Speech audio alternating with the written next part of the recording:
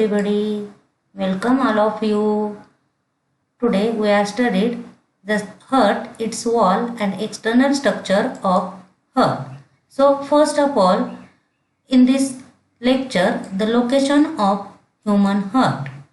Here heart is located between the space of two lungs, that is the mediastinum. This heart is a main pumping organ. The color of heart, it is a reddish brown in color as well as hollow, muscular and conical shape in structure. The size of human heart. Roughly the size of heart is of one's fist.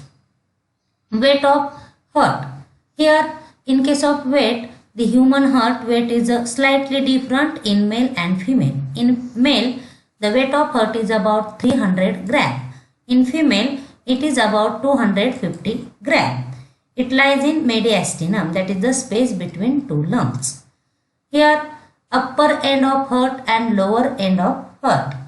In this figure, the upper end is known as the base and it is a broader in structure. Here, this is the lower end known as the apex, and this apex is a conical in structure. So, apex is slightly tilted to left side. The human heart, which is enclosed by a covering known as the pericardium, means here the outer side or this heart enclosed in a pericardium, and these pericardium which shows or divided into two layers, that is outer fibrous pericardium and inner serous pericardium. In this, here serous pericardium, this is the innermost layer of the pericardium, and this serous pericardium is a soft, moist, elastic and made up by squamous epithelial cells. It shows again two layers, that means inner parietal serous pericardium and outer visceral serous pericardium, and these are parietal and visceral serous pericardium separated by pericardial space, and this is a space filled with a fluid known as the pericardial fluid. This fluid is 50 ml. So the functions of pericardial fluid. Here first function, it acts as a shock absorber. Next one, protection from mechanical injury and keep the heart moist, as well as it acts as a lubricant. So here outer fibrous pericardium and inner serous pericardium. म्हणजे हार्टचं structure पाहत असताना आपण पहिल्यांदा त्याचं location कुठं आहे हे पाहतो. मग हे हृदय कुठं आहे? Space between two lungs. दोन लंग्स म्हणजे जी स्पेस आहे, जागा आहे रिकामी, तिथं हे हृदय आहे की ज्याला आपण मेडिएस्टिनम म्हणतो. आता हे काय आहे तर मेन पंपिंग ऑर्गन आहे. पूर्ण आपल्या शरीरामध्ये जे रक्ताभिसरण होतं ते रक्त पंप आउट करण्याचं काम हे हृदय करतं. हे लालसर कलरचा आहे, हॉलो आहे, त्याचबरोबर मसल्सनी तयार झालेला आहे आणि कोनिकल शेपमध्ये आहे. आता मेलमध्ये म्हणजे पुरुषामध्ये याचं वजन 300 ग्रॅम 300 ग्रॅम एवढं आहे आणि स्त्रियांमध्ये 250 ग्रॅम आहे. तर याचा वरची बाजू आणि खालची बाजू. मग अप्पर एंडला आपण बेस म्हणतो जो ब्रॉडर आहे, लोअर एंडला अपेक्स म्हणतो जो कोनिकल आहे. मग हा अपेक्स काय तर थोडासा डाव्या बाजूला कललेला आहे. मग अशा प्रकारचं हृदय एका कव्हरमध्ये आहे, त्या कव्हरला आपण म्हणतो पेरिकार्डियम.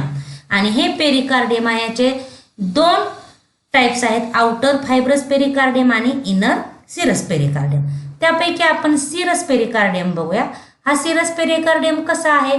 मऊ आहे, ओलसर आहे, लवचिक आहे आणि विशिष्ट अशा स्क्वायमोज इपिथेलियम सेल्सनी तयार झालेला आहे. मग ह्या सिरस पेरिकार्डियमचे परत दोन थर आपल्याला पाहायला मिळतात की परायटल आणि व्हिसेराल. आतला आहे तो परायटल सिरस आहे, बाहेरचा आहे तो व्हिसेराल सिरस पेरिकार्डियम आहे. आणि हे दोन्ही थर एकमेकांपासून स्वतंत्र झालेले आहेत की तिथं पेरिकार्डियल फ्लुइड आपल्याला पाहायला मिळतं. आता हे फ्लुइड म्हणजे द्रव कशासाठी आहे की ते शॉक ॲब्सॉर्बर म्हणून कार्य करतं. म्हणजे ठराविक प्रकारचा धक्का जर आपल्या हृदयाला लागला तर त्या धक्का शोषून घेण्याचं काम हे पेरिकार्डियल फ्लुइड करतं. त्याचबरोबर काय करतं, यांत्रिक जखम याच्यापासून आपल्या हृदयाचं प्रोटेक्शन करतं, संरक्षण करतं. म्हणजे एखादं शरीराच्या आतमध्ये ऑपरेशन जर चालू असेल आणि त्याद्वारे जर यंत्राचे चुकून जर हार्टला धक्का लागण्याची शक्यता असेल तर ते संरक्षण करण्याचं काम हे द्रव करतं. त्याचबरोबर काय करतं की हृदयाला ओलसर ठेवतं, म्हणजेच हे फ्लूइड जे आहे हे द्रव आहे ते वंगण म्हणून काम करतं. हे जे हर्ट आहे, this heart we shows heart wall. That means here this figure shows heart wall, that is outer, middle and inner heart wall. Before that, this heart is originated from mesoderm, mesodermal in origin. So it is formed by 3 layers, that is outer epicardium, middle myocardium and inner endocardium. So in this figure we have seen these 3 layers. This is outermost pericardium, that means below this pericardium the epicardium is present, and this epicardium is single layer, thin, flat and made up of by squamous epithelial cells. Then middle myocardium, here this is the middle layer which is a thick and made up of by only cardiac muscles, and innermost is the endocardium. This endocardium is again single layer, thin and made up of by squamous epithelial cells. That is outer epicardium and inner endocardium both are made up of by a squamous epithelium, and these are single layer present. But this myocardium middle layer which is a very thick and made up of by cardiac muscles. So this myocardium shows systole and diastole, that is contraction and relaxation of heart takes place in this myocardium due to the presence of cardiac muscles. म्हणजेच काय होतं इथं की हा मधला जो myocardium आहे, middle layer आहे, इथं कॉन्ट्रॅक्शन म्हणजे आकुंचन होतं ज्याला आपण सिस्टॉल म्हणतो, आणि रिलॅक्सेशन म्हणजे प्रसरण होतं ज्याला आपण डायस्टॉल म्हणतो. When contraction and relaxation takes place at a time, then produce one heartbeat. मग एकाच वेळेस कॉन्ट्रॅक्शन आणि रिलॅक्सेशन होतं मायोकार्डियम मध्ये, त्यावेळेस एक हार्टबीट प्रोड्यूस केली जाते. This is the structure of heart wall. After that the external structure of human heart. Here human heart consists 4 chamber, that is 2 superior chamber known as the atria and 2 inferior chamber known as the ventricles. So these atria and ventricles are separated by a groove known as the atrioventricular groove. 2 ventricles which is an inferior chamber, and these 2 ventricles separated by a sulci known as a interventricular sulci, and through these sulci coronary arteries and veins are run. Here artery means dhamani, vein means shira. So from the right side of heart, right ventricles, from these right ventricles pulmonary trunk arises, and from the left ventricles systemic aorta arises. So pulmonary trunk again bifurcates into right pulmonary artery and left pulmonary artery, and this systemic aorta divides into ascending aorta, systemic or aortic arch, descending aorta. The pulmonary trunk and aortic arch joins at a structure known as the ligamentum arteriosum. So aortic arch gives out 3 arteries. That is first one brachiocephalic artery, second one left common carotid artery, and third one left subclavian artery. So in this external structure of heart, the superior chamber known as the atria. Atria is a plural form, and this atrium is a single form. So right atrium, the right atrium receives superior and inferior vena cava. That is superior vena cava, inferior vena cava opens into the right atrium, and in the left atrium the pulmonary veins are open. म्हणजे आपण external structure पाहत असताना काय आहे की मानवाचं हृदय हे 4 कप्प्यांनी तयार झालेलं आहे.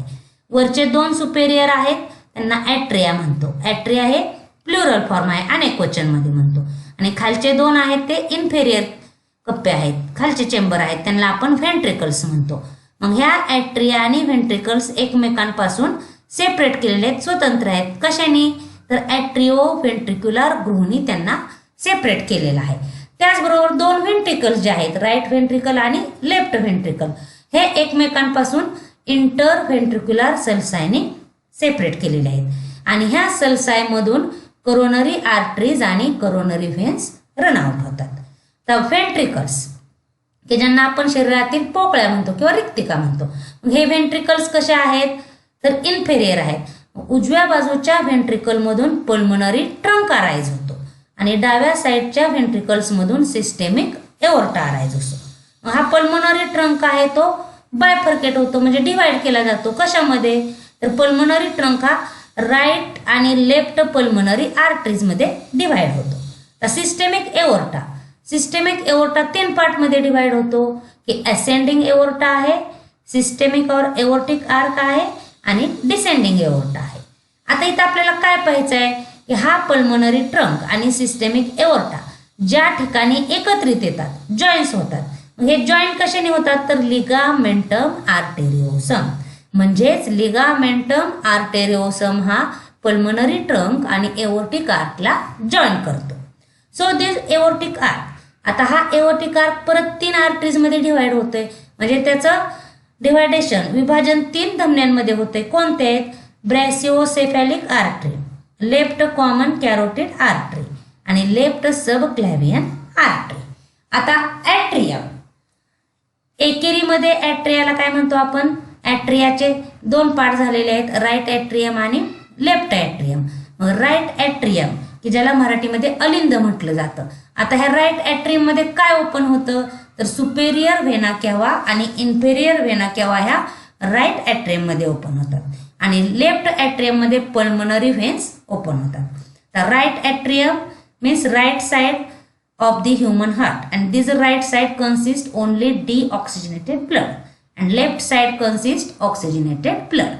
आता हे जे एक्सटर्नल स्ट्रक्चर आहे हे आपण एक्सटर्नल स्ट्रक्चर फिगरद्वारे पाहूया की dorsal view of heart and the ventral view of heart.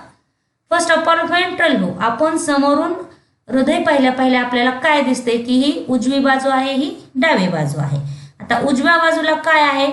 तर राईट ॲट्रियम, हे राईट ॲट्रियम आहे, हे राईट व्हेंट्रिकल आहे. आता इथं काय आहे? तर राईट ॲट्रियम मध्ये सुपेरियर व्हेना केवा आणि इन्फेरियर व्हेना केवा ओपन होतात.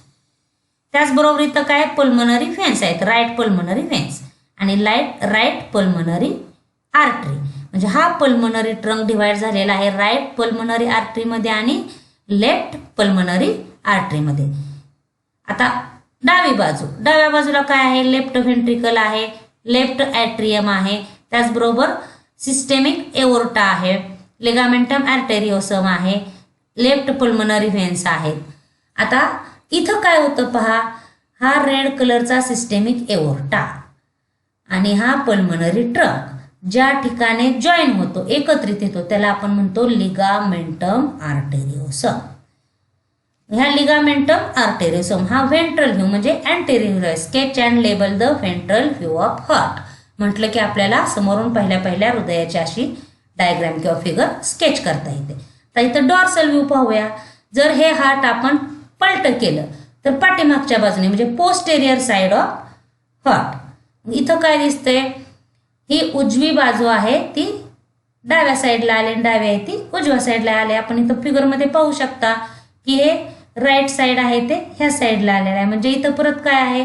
सुपेरियर व्हेना केवा आहे, इन्फेरियर व्हेना केवा आहे, कोरोनरी सायनस आहे, right pulmonary veins, right pulmonary artery, right atrium, right ventricles, left ventricles, apex, left atrium, aortic arch, left pulmonary artery, left pulmonary व्हेन्स.